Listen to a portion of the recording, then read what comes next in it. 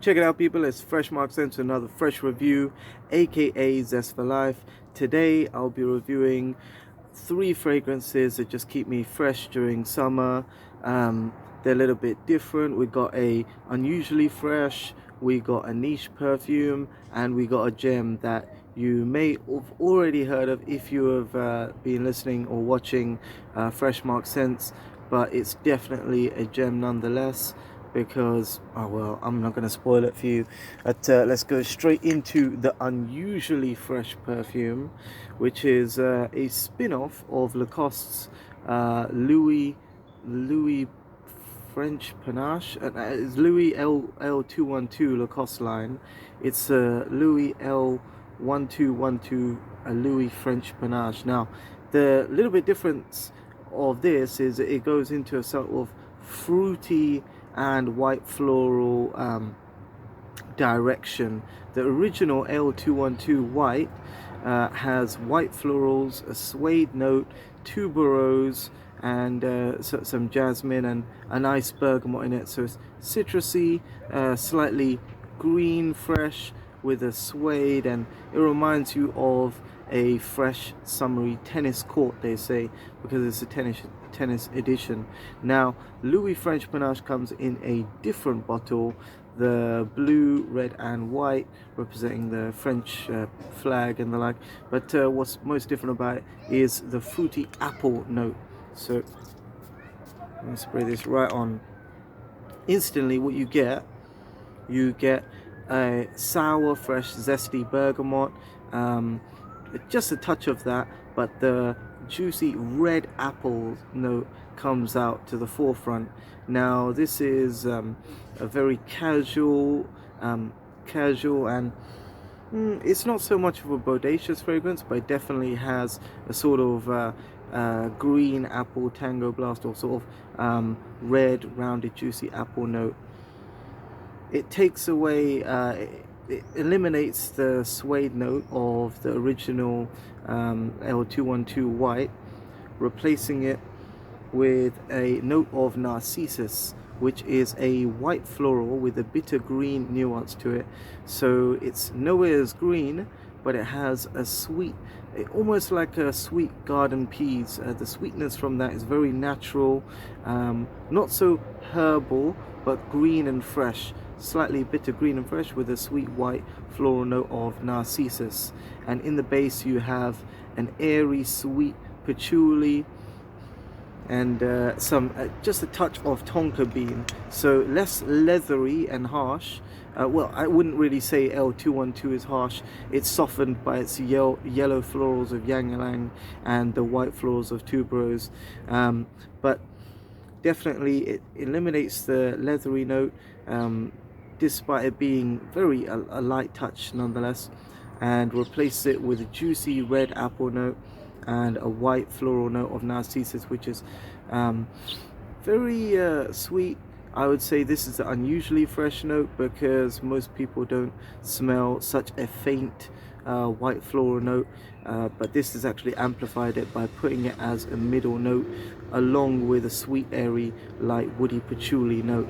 So definitely a refreshing, zingy, uplifting perfume for summer if you want to wear it casually. Great for summer and spring. Definitely check it out. Lacoste L212 French Panache. Next one, that was about £35 for 100 ml. Next one is even cheaper, but I believe it to be a gem that it came out, wow, well, you know what, I don't want to misquote it, but it came out for a long time ago.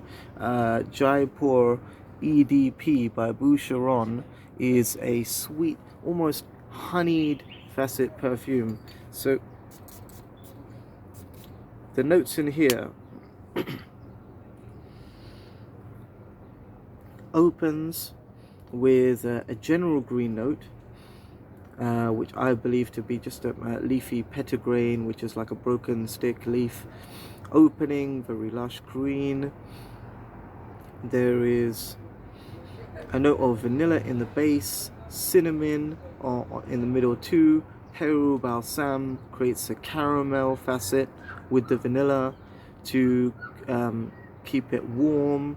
There is a note of lily of the valley and orange blossom in the middle. So orange blossom is light, airy, creates a large ciliage, so it's a warming honey plume of scent, along with the fresh green nuances of broken twig, which is the petitgrain in the general green notes. That is my guess. That is it. They just say green notes, so we have to guess what that is. So broken twig, fresh green branch vibe with a warm honeyed lily of the valley, which is almost like the dew on flowers or shrubbery. The morning dew, so it's very cloudy, creamy, and fresh as well.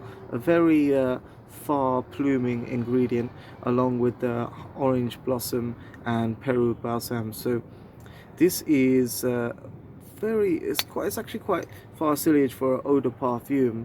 I would recommend the eau de parfum because the eau de toilette is lighter. It does spread out further, but it's slightly musky, and I believe that the Peru balsam and vanilla in the base ground the fragrance, so it's not too airy and off-putting.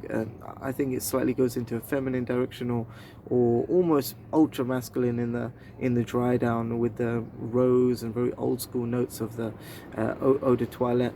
But that's why I suggest the EDP, because a simpler, warmer, more easy to wear, summery perfume that does actually remind you of summer, and not too much notes going on like the previous EDT with its rose notes that complicate things, musky rose notes that complicate things. This is definitely a gem at £26 for 100 ml. Wow, I just heavily recommend it. Because you can wear it casually, but it has a smart casual vibe, so you can wear it dressed up. But I'd feel that it would be best for a smart casual sort of holiday vibe. So great for casual wear and for holiday in spring and summer. Next one that you have to check out, but I'm not going to spend too much time on it because it may be sold out or not discontinued. It's a special edition by Dua Fragrance brand. This is Casino Elixir 2.0.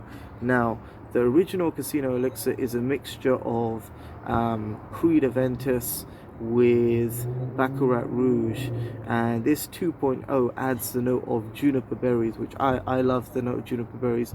It's almost like a blueberry, sour, green, fresh note, which is both citric and sweet at the same time. Very refreshing, interesting when mixed with the notes of almond from Baccarat Rouge. Ambiguous keeps it, well, I don't want to overuse the word creamy, but it's definitely adds to the softness of the perfume, and oak moss grounds it. So let me give a little spray just to refresh my senses. That's what I got from the memory of this scent, because it is very memorable. Yes, instantly the juniper berries, which is like sour blueberry, clash with a very soft sweet saffron and almond combination.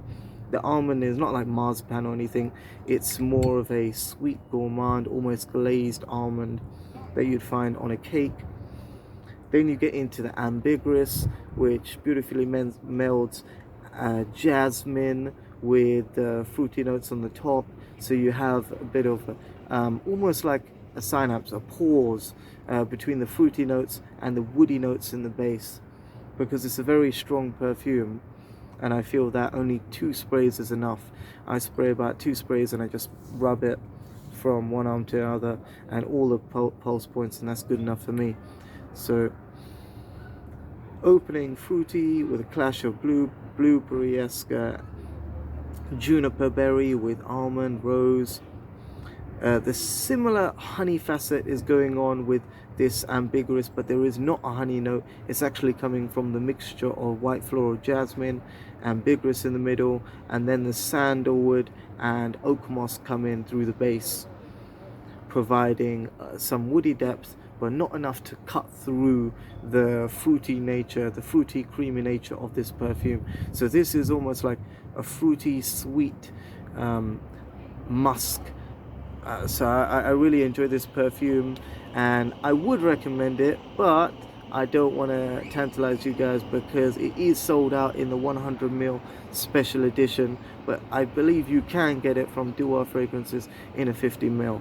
So that is all for the summer edition of fragrances that just well, they just remind me of good vibes in summer, the energy of summer from Louis French Panache, the warmth of summer from Jaipur and its honeyed Peru balsam and vanilla notes, like a warm glow of summer, and the fruity excitement of every twist and turn. Well, you don't know what's going to happen, where's something fruity, where's something musky, that would cover up all the any sort of sweat smell and keep you fresh throughout the day in an unusually niche way. And that is the Dua fragrance, which is the niche fragrance that will set you apart.